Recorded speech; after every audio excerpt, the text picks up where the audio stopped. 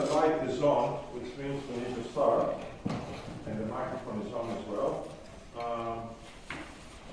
First, a request: if you see any mistakes on the slides, I can, if you send them to me, I will correct them. But once, I go through a lecture, I never look back at the slides. So please, this is the right time to send me any even minor mistakes, so we correct them. Anybody who has not registered even as a visitor in the class, except you two, should register. Okay, just in case you haven't done that.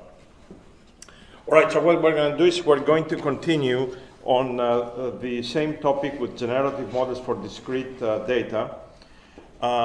So let me repeat the last 5 minutes of the lecture from yesterday. So we went from the binary, basically, classification problems to this model of the Dirichlet-Multinomial type of distributions. So what we consider is we collect data as before. So these are n data points, okay? Actually, let me go on the previous slide. Did I miss the go fast? Nope, this is a good slide, okay? So we collect n data points, okay? And each of these x's takes k values. So you can think that you have a dice that has k different faces, basically. So at each experiment, you can take values from 1 to k. So effectively, we define theta k to be the probability to each experiment to get the value k, little k. So the likelihood after n experiments is basically the product of theta k to the power n k. Right? I mean, you can imagine you do an experiment. The first time you hit, let's say, phase 1, you get theta 1, and then you get theta 2, and then theta 1 again. So all of this accumulate, and then k is the times that you hit basically the k value out of the n experiments. I'm actually not counting this, the n experiments explicitly. This will lead to sort of a multinomial model that only differs by these things by a little factor that does not affect point estimation, so we will not bother with that. Okay, so what we need to do is we need to, if we're going to do Bayesian analysis, we need to have a prior model that somehow is conjugate to the prior, and the right prior model is basically a Dirichlet distribution that, you notice before we had theta k to the power n k, so the Dirichlet distribution on theta looks theta k to alpha k minus 1, and I cut and pasted here from a textbook everything you need to know about the Dirichlet distribution. Actually, I'm wrong when I say everything you need to know, because there is way too much that you need to know, and the formulas don't tell you the truth. Okay? There is, of course, a Dirichlet distribution, and there is a Dirichlet process, and this is very much relevant to non-parametric, so you may want to dig in and try to use these ideas maybe even in your projects. So anyways, this is how the Dirichlet prior looks like. So if we multiply this with the likelihood, we're going to get a posterior that seems to be of the same form as the Dirichlet distribution, indeed. And so you can imagine, so theta k to nk comes from the likelihood, theta k to alpha k minus 1 comes from the prior, so together you get a Dirichlet distribution. You remember the Dirichlet distribution has theta to alpha minus 1. So basically the coefficients here would be n1 plus alpha 1, nk plus alpha k. So the Dirichlet distribution, the posterior looks like this. And so what we need to do is, we highlighted basically yesterday, we need to be able to compute the map estimate from this. I'm not going to do the algebra. So the map estimate, we need to find the theta that maximizes this, or even better, the theta that maximizes the log posterior. This is what I have here. And because thetas are probabilities summing to 1, I have to put a Lagrange multiplier up here. So this is a very good exercise on optimization. So what you need to do is take derivatives with respect to lambda, so set this equal to 0, and then take derivatives with respect to theta k, set that to 0. do some little algebra that is in the notes that you should read.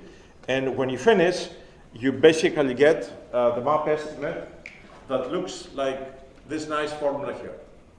Okay? So the map estimate for theta k, for each of these probabilities to hit phase k, is nk plus alpha k minus 1. And I remind you, alpha 0 is the sum of all the alphas in the Dirichlet prior. Okay? So you notice by the way, you know, I have the derivation in the notes. If you want, you know, you can use the formulas directly from the map estimate of a Dirichlet distribution, and you can see this is the same thing. Okay? This is the general formula for this distribution. So in our case, we have then 1 plus alpha 1, nk plus alpha k, so that's what you get. So if the Dirichlet distribution is non-informative, so if all the coefficients are equal to 1, this gives you 0 there, this cancels with that, and basically you get the MLE estimate, which means the map estimate does not contain this N1 smoothing that we discussed on the lecture yesterday. Okay, so the map estimate doesn't, you know, if the distribution, the priors are informative, leads just the MLE estimate, so you can overfit with it. So if you want to do the true Bayesian estimate, that would be, so if you want to calculate the posterior distribution that you hit phase J after you collected data D, I'm not going to repeat the calculation, but basically because this is, you know, either you hit the phase or you don't here, you know, and I integrate the other parameters out, this comes to be the posterior mean. Okay? Actually, you may want to just remember, if you want to compute this type of probabilities, what you can do is you can use your likelihood model to compute this, or for parameters, you use the posterior mean of the parameters. So it would be like a plug-in estimate, but you don't put the MLE, you don't put the map, you put the posterior mean, and the posterior mean for this Dirichlet distribution is nj plus alpha j divided by n plus alpha 0, and you see if this is, if all the alpha j's are equal to 1, you do get the regularization effect. So you get nj plus 1 divided by n plus capital K. All right? So this is very important because if you have, you know, if capital K is a very big number, right, and somewhere you have an nj that's equal to 0, you're not going to get a predictive distribution that tells you the probability of hitting that face of the cube is 0. You will get 1 divided by n plus capital K. So it will be a non-zero probability. And the example that I think we were trying to finish the last segment yesterday was to apply this to a bag of words representation of documents. So what we did is we have, in this case, we have 10 words, okay? This is our dictionary, 10 words. I number them here. And then we have 2 sentences, okay? And effectively, we would like, given these 2 sentences, if they're considered our data, to figure out what is the probability that in a sequence of words, that the next word is going to be, let's say, word J, that the next word is going to be, let's say, Mary.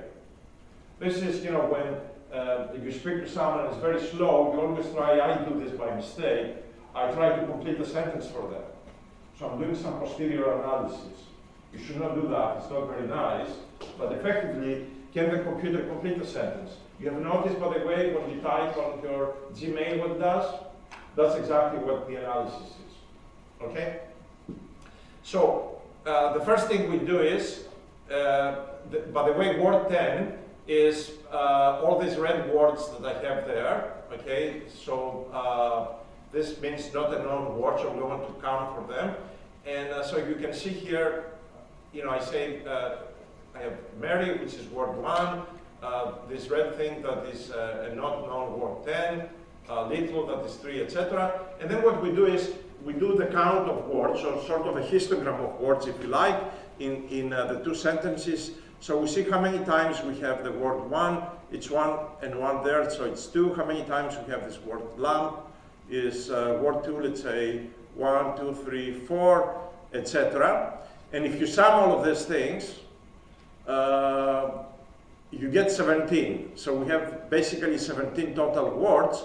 So we know what our the MLE estimate is, what the map estimate is going to be, and what the posterior mean estimate is going to be using the empirical counts. So what I want to show you is if you use as plug-in estimate the posterior mean, right? Effectively, this is what we had before. So the probability that the next word will be word j is nj plus alpha j divided by n plus alpha 0. So if this is a uniform Dirichlet distribution, so completely uninformative, you think you're not going to get anything out of it, but you get +1 here, and you get +10 because we have 10 words. So capital K is equal to 10. Okay? So so you can see the map estimates basically are those three blue words there that have probability 5/27. But interestingly enough, right, there were some words, for example, word 4, big, that you never saw in your data. And if you look here at the probability of word 4, it's not 0, it's 1/27. So this is an extremely important sort of thing to keep in mind. When you don't have lots of data, you need somehow to be sure that you regularize, if you like, the problem, and this Ed1 sort of regularization does this type of calculation for you. Okay, I don't know if I should do this. So let me describe this, because in the slides, okay, there's no need to run. I'm going to describe this with words because the algebra is a little bit not very complicated, but you know, you have to think about it. So imagine that I give you a uniform distribution from 0 to theta. Okay? So, but I don't know what theta is. All right? So you say things are coming from some uniform distribution from 0 to theta, but you have no idea what theta is. So I throw at you a bunch of data. All right? And can you appreciate that actually the MLE estimate is the maximum of the data points that I give you? This by itself is not trivial, that the MLE estimate is the maximum of those points, but can you see why?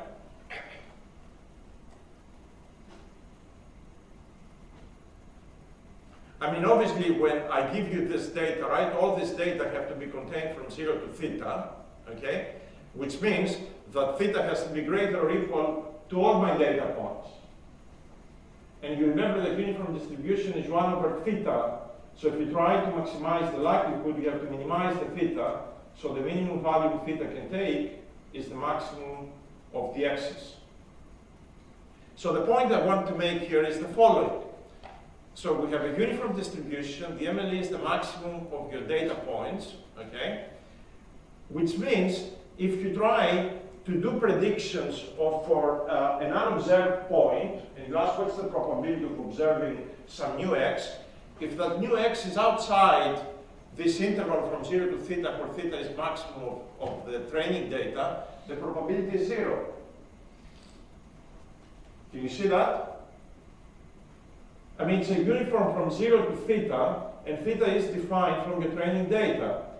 So this effectively tells you you will only see things within that range, nothing else. That's not reasonable. Okay? And there are many other examples that have this pathology. So what you need to do is, you basically need to be Bayesian here, and the way to be Bayesian is introduce a prior distribution of theta, and somehow when we do prediction, average over all possible values of theta. So I'm not going to do the algebra, it's in the notes, I strongly advise you to look at them, but if you take the prior distribution to be a Pareto distribution that is defined here, and again there is a lot of substance here, I have no time to discuss it. If you do this and you go ahead and you do the calculations, surprise, surprise, the predicted distribution allows you to predict things from 0 to the maximum of the data, training data points you have, but also gives you a non-zero probability beyond that range, which is very nice. Okay? The calculations, again, there is no just doing some integrations and nothing else, but this is very nice, all right, coming from addressing this issue with the uniform distribution. So you may want to just read the proof there and let me know if you observe any mistakes. And as I am almost certain as I was typing that we may have some mistakes there. Okay. So let me introduce now, since we talk about discrete data, it would make a lot of sense to discuss about, in the context of classification, what is called the Naïve Bayes classifier. So we're going to assume that we do classification of vectors here, and these vectors are of discrete value futures. So every vector has d futures, okay? And every future can take k values. Be sure we understand the terminology here, all right? So every vector has d futures, all right? And every future can take k values. So you can think basically this vector, right? You can think little bins, and every bin can take capital K values. So the vector is of dimension d, and every bin can take k values. So the Naïve Bayes assumption basically is the equation that you see here, and you will see it everywhere in machine learning in very different type of scenarios. It's an assumption that says that given the class labels, that's why I put that in blue, the probability of x given y, it is basically decomposes over the futures of the vector x. So basically, I can write this assuming that the futures are independent given the label of, given the class basically where x belongs. I can write this equation that you see here. Okay? This is basically an equation that says, given the class, the futures are independent. Okay? So this is what is called Naïve Bayes classifier, and it's called naive because obviously assuming that these futures are independent from each other, it's not a reasonable assumption. Almost all the time it's very unreasonable, but everybody is using it because the calculations are very easy to work with, and sometimes you get reasonable answers. Okay? So again, it's a classification problem. X is d-dimensional. Each component of x takes k values, and you will see this shortly explicitly. And the Naïve Bayes assumption says that given the class labels, it's very important, given C, okay, the futures are independent. And these parameters that you see there are the parameters basically for class C for future J. All right? So every future has its own parameters for each class. All right? And I put this to be a vector for the simple reason that each of these xj's can take how many values I said? Capital K. So it's a vector. So obviously this probability should be a vector because you can take value 1, value 2, value capital K. All right? So it's a little bit, again, more complicated. X is d-dimensional. I have multiple classes. We do this independence assumption given C. And thetas are, I'm going to show you examples. They are basically the probabilities that define this conditional distribution. So the reason people are using, so imagine, right, if you have a vector and each component of the vector can take k values and the number of futures is very high, if you don't do this assumption and use lots of data, you will basically overfit, all right? Not to mention, in some of the components of the vector, you have no data at all right? So you're going to get in trouble unless you do some sort of smoothing like this Ed1 type of idea. So basically, this Naïve Bayes model, because it simplifies the calculations, is immune to overfitting, and that's one of the main reasons that people are using it in practice. So let me give you some examples. I mentioned we do discrete data, but I don't know why. The first example, basically, you can think that these conditional distributions are Gaussians. Okay, so we will actually see this later on in the class. Okay? So in our case, let's say if we have binary futures, so if each of the components of the vector can be on or off, these condition distributions are really Bernoulli distributions, and the probability that the xj will be on is mu jc in class C, all right? And 1 minus mu is basically that this is off, okay? So this is a multivariate Bernoulli naive Bayes type model. You can, in the original problem, we had every bin in the d-dimensional vector can take capital K values. So we can, so the distribution in that case is a categorical distribution. So the vector mu accounts for all the probabilities from 1 to capital K if these bins will be on or off, okay? And we will see exactly how this thing looks like in 1 second. So what we will need to do is, for this model, we will need to go and calculate, extend the previous calculations and compute the MLE estimate, the map estimate, and the posterior mean. You can actually guess that the answers are basically extrapolation of the answers we already have seen in the previous simple models. And I mean, the answers are the same. You know why?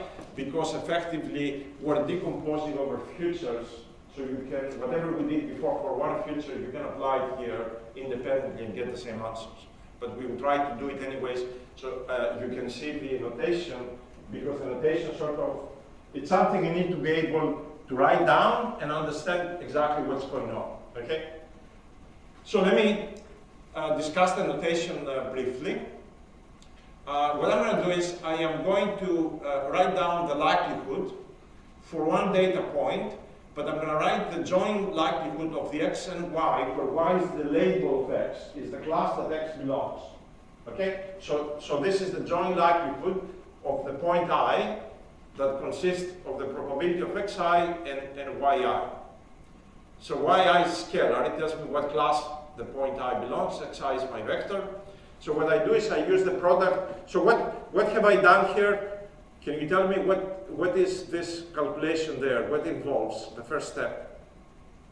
Look at it and tell me what is there. How did I get this joint likelihood to be written like that? Tell me every single assumption that has been involved there.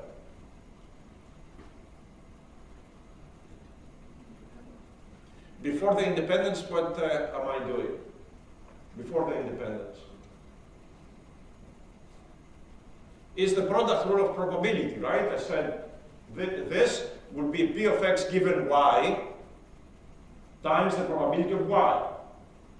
Correct? And then I do the independence assumption, the naive Bayes assumption, P of x given y. If I know what class I belong, then I can decompose this over the futures of xi, and the futures are from J1 to D. So basically here two things, the product rule of probability and then the naive Bayes assumption, okay?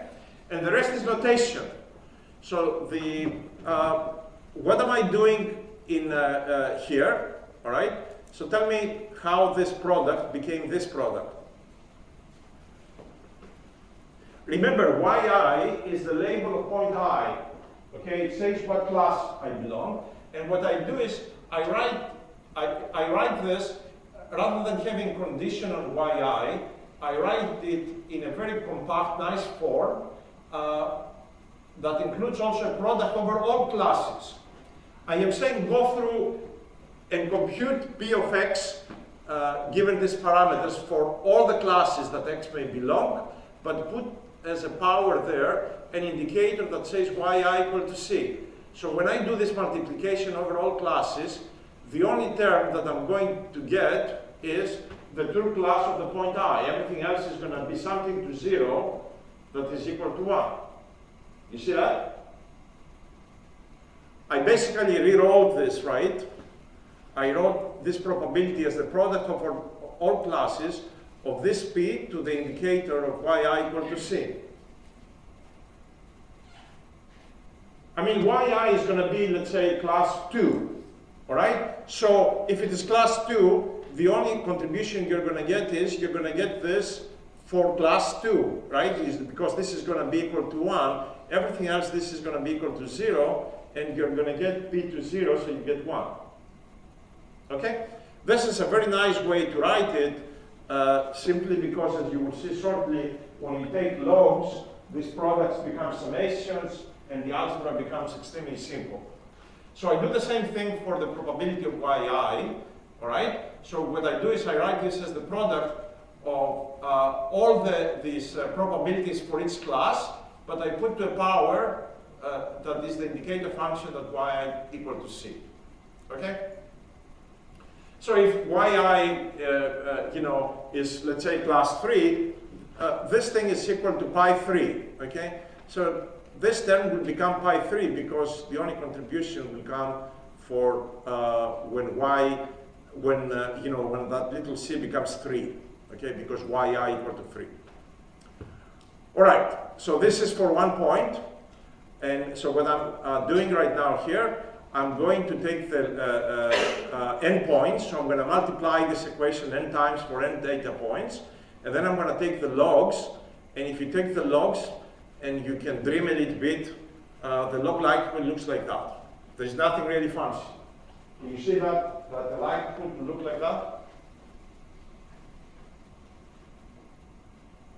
First, all the products will become summations, all right? And because we take logs, these indicator functions will come down from the exponential, and you will sum them up for each data point. So when you sum them up, let's say here on PC, you're going to get log of PC, and then NC is going to be the total number of points that belong to what? To class C, okay? And here, because I had this indicator thing there, all right, so I'm going to have a summation of J, a summation of classes, and I'm going to sum, all right, on the classes where the label of yi equal where c is equal to yi. Okay, so you need to do this this little trick there. Okay. So if you have this equation, basically what you need to do is, if you want to maximize the MLE, you need to start taking derivatives, and the parameters here are the PCs, and also these coefficients theta j, c for future j in class C. And the answers, basically, the algebra is identical to what we have seen before for sort of binary classification, and also for the Dirichlet distribution. So the MLE, basically, for PC will be NC over N, that's the common sense answer. So the probability of being in class C is how many points there are in class C divided by the total number of points. This you expected. And let me go directly. I only give you the answer here for binary futures. All right, so the futures, so these probabilities, theta jc is for the future j to be on class C. Okay, so the MLE estimate comes to be njc divided by nc. All right? The idea here is, what is this? This is njc is from all the points that they are in class C, how many times the future j is on. All right? You have to trust me, basically, that the algebra basically works to give you the common sense answer, but also you need to appreciate and understand what the notation means. Okay? So NC is the total number of points that belong to class C, and NJC is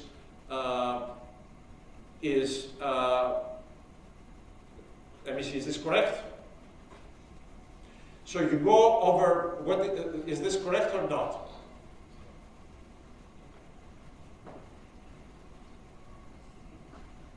Right, because I told you have to find mistakes, and when I look at the first look, it's like, oops, something wrong with the indices there.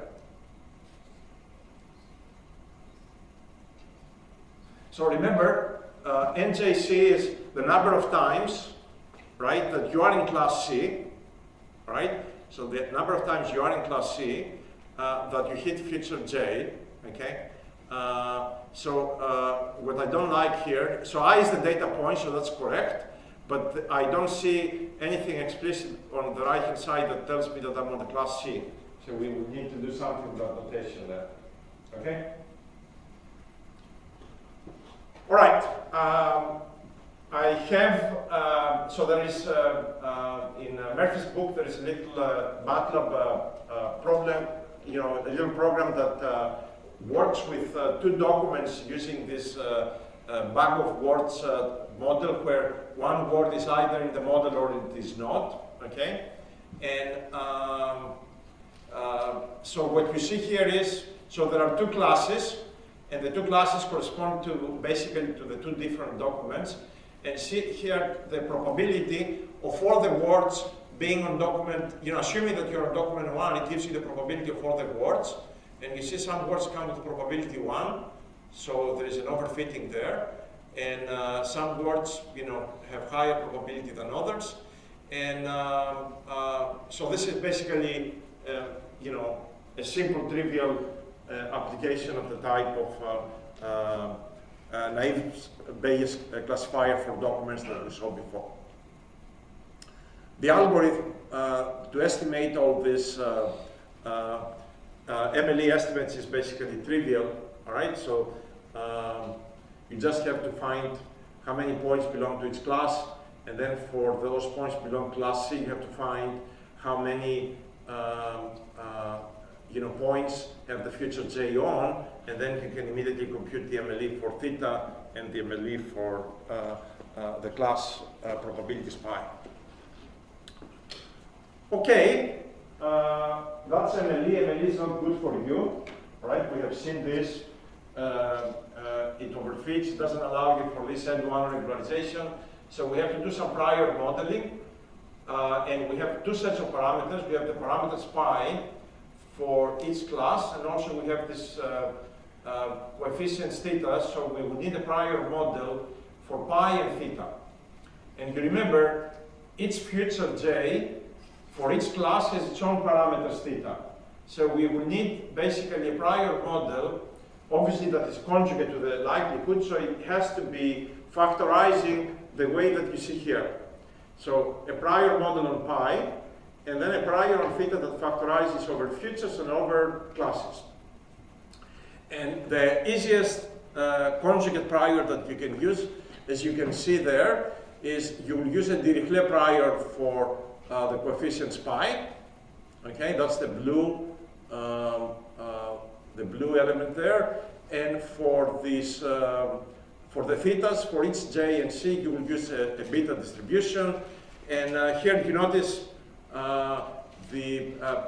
for each j and for each c, the way this is written, the coefficients beta 0 and beta 1 are the same, they're shared.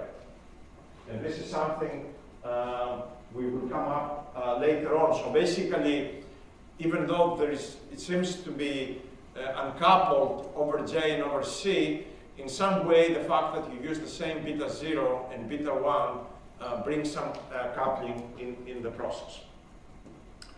So obviously we expect that even if the model is completely uninformative, so if all of these coefficients alpha k equal to 1, if beta 0 and beta 1 is equal to 1, somehow when we compute the posterior mean, it will give us some regularization in this N1 future, and that's exactly what you get. So the posterior for pi, I mean, you can, if you multiply this with the likelihood, which you see here, this is what we had before, all right? I mean, I don't know if we wrote this explicitly like that for the n data points, but effectively we had pi c here, and if you hit it nc times, you're going to get this first there. If every time you hit class C, the future j is on, you're going to get this to the power njc, and then nc minus njc. So if you multiply the two things, immediately you can see they're conjugate. So the new posterior for pi comes to be a Dirichlet distribution with updated coefficients, and the distribution, the posterior for thetas, comes to be a beta distribution where to beta 0 and beta 1, basically what you add is the number of times that the j future is on when you're in class C, okay, and this is NC minus NJC, okay? So, I mean, literally you can write this answer, this last blue line, without doing any calculations, because this is the expected sort of answer for this conjugate analysis. So if you want to do predictions, so we can see this on future, how do we do predictions of this? So so what we need to do is, prediction means a classification problem. So if I give, so D is the data, the training data we had, right? So I give you a new point X, and I'm asking you what the class that point X belongs. That's what a prediction is. So I give you a new point X, and I ask you, what's the class that it belongs? So what I do is, what have I done here on the first line? It's nothing else than the product rule plus the naive Bayes assumption, all right? So now what I have is, if you look carefully, I have two predictive distributions, all right? I have a predictive distribution for the class label, and then given the class, I have a predictive distribution for each future xj. So you remember the predictive distribution is an integral over the parameter space, that's the Bayesian averaging, of the likelihood times the posterior. So can you immediately see like this predictive distribution is the likelihood. If I knew the parameters pi, right, that's the likelihood model, times the posterior of pi, which we calculated to be a Dirichlet distribution. And then, what is this? This is the likelihood if we knew the parameters theta, and for a binary, the way it's written here, I should maybe write explicit. This is, so I see a Bernoulli distribution. So for binary futures, which means xj is on or off 1 or 0, that's the likelihood given the parameters times the posterior of the parameters. So basically you get these two nice predictive distributions multiplied together. The multiplication basically comes from the product rule of probability plus this decomposition over futures. So one predictive distribution and the product of the predictive distributions.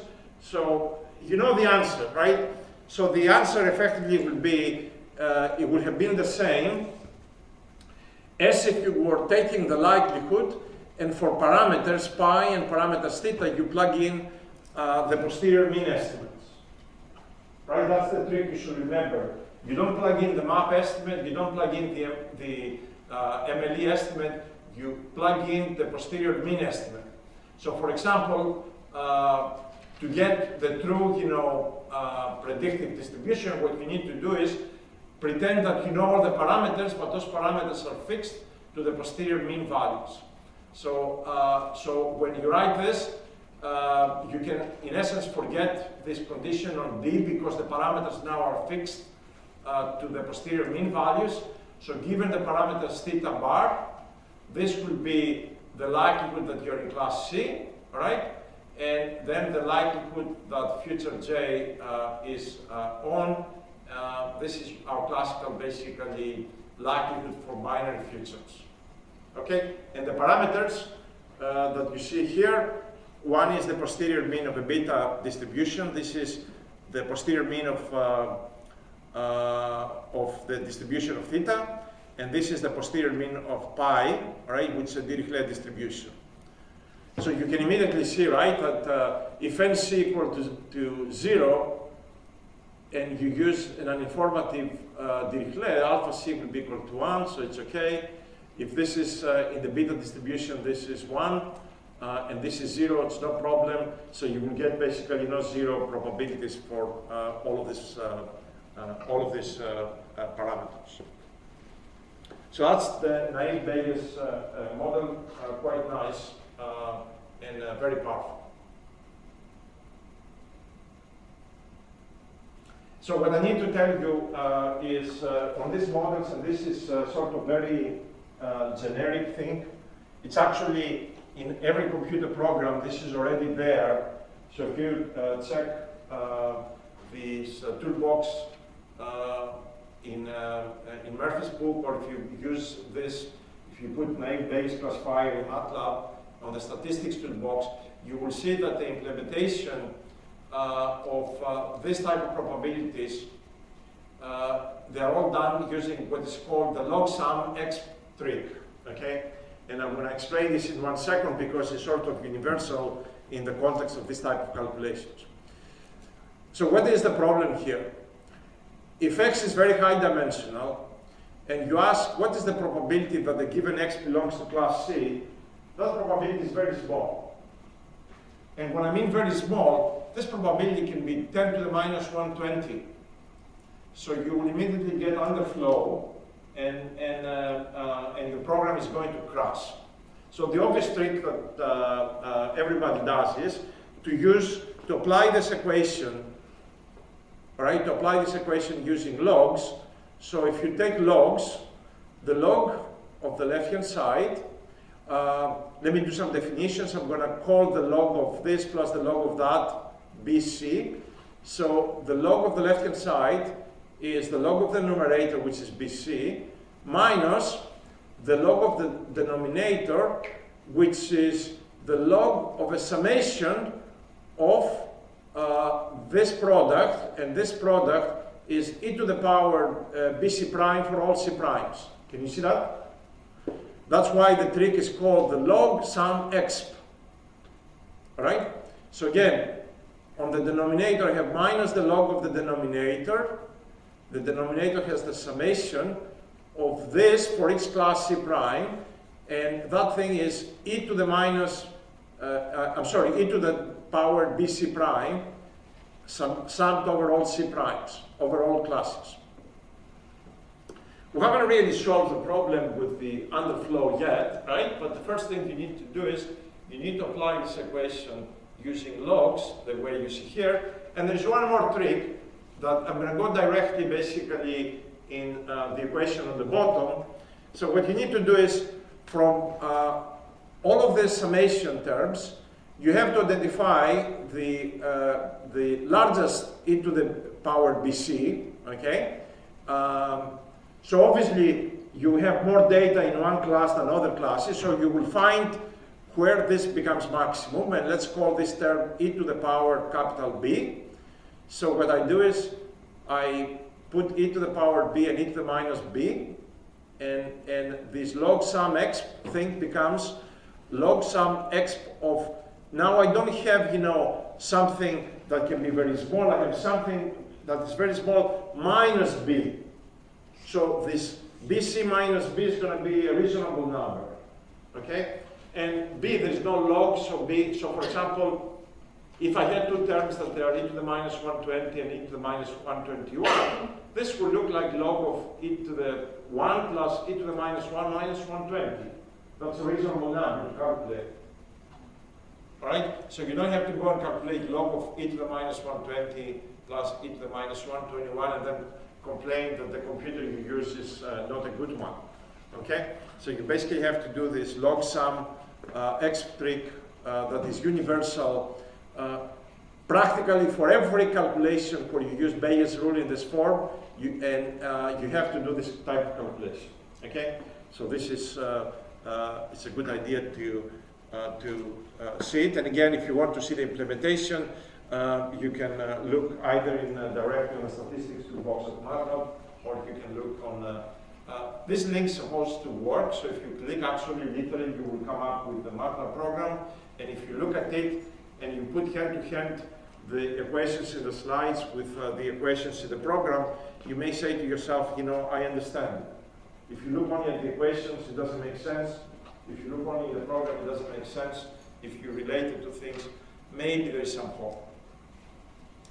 All right, so the implementation literally of the Naïve Bayes classifier for binary features is that's the whole program.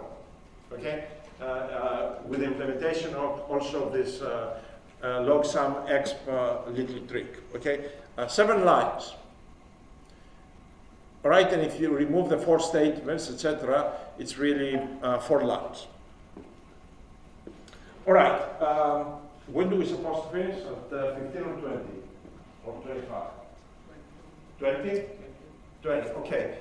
So I have 6 minutes to discuss just another little thing that I don't know where else we're going to use it, but there is a bunch of lectures that I think I gave some time ago related to this topic that we may not have time to cover in this course.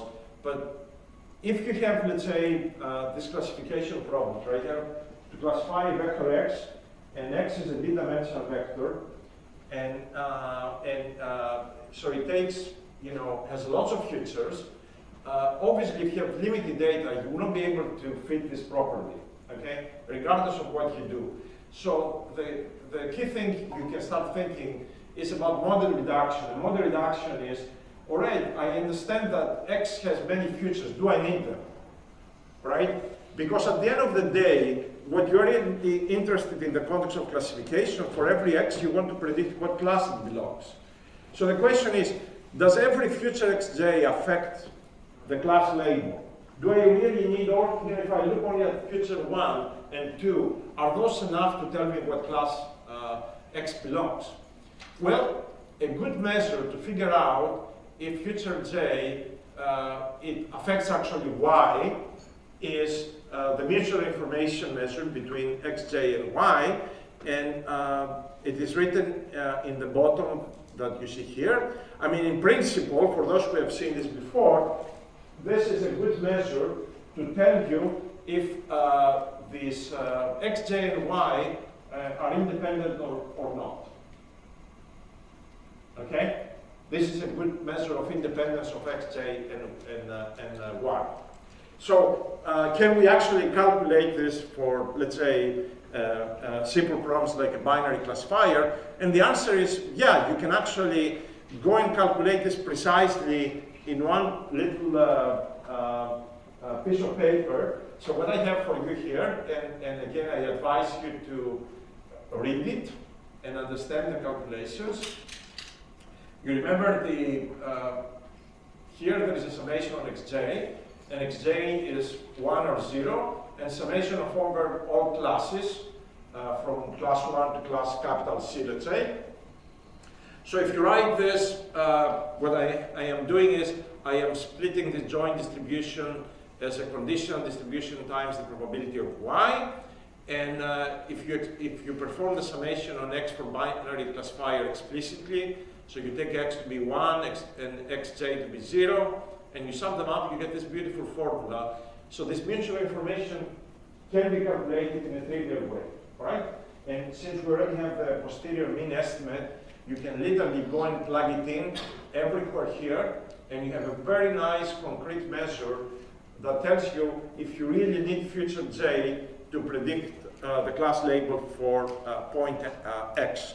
And so in this, you can compare this slide with what I showed you before for the two documents. You know, some words in the two documents, so there are two documents, one is labeled class 1 and another class 2. These are words in the document, and you see the word subject comes with very high probability. All right, it's common to both documents, but you know what? Words that are very common are not useful to tell you what document you belong. So if I tell you this document, let's say it's a romance book, this book is a science fiction book, and the word subject comes with probability 1 here, probability 1 there, you won't be able to tell me what book I'm reading. Because the word subject, it's very common to both documents, so it's not discriminative, right? Cannot identify one document from the other. However, when you take this bag of words you have and you calculate if each word is needed to explain the class label, and you do this using a mutual information formula that I gave you before, you can immediately see that the word that has the smallest mutual information is the word Windows. The next one is the word Microsoft, you know, and etc., etc. Okay, I'm sorry. These are smaller words. These are computer documents. Okay, So computed documents. So basically, immediately you can identify if the document is related to Microsoft or Windows using these labels that have low mutual information. Okay. So effectively, something that has when you look at this formula here, right? Effectively, what you are asking is, when you compute this, you're saying, if I know xj, will it drop the uncertainty about the label y that the point x belongs? Okay? And the answer to that comes from this mutual information, and the smallest, the more discriminative, basically, the information that derives from mutual information. All right, so I'm going to finish there. There's only, I think, maybe 5-6 slides left. So maybe you can read them on your own, or I come back to them on Tuesday, or most probably we will start a new topic on Tuesday, so I don't get you bored. Okay? So I will see you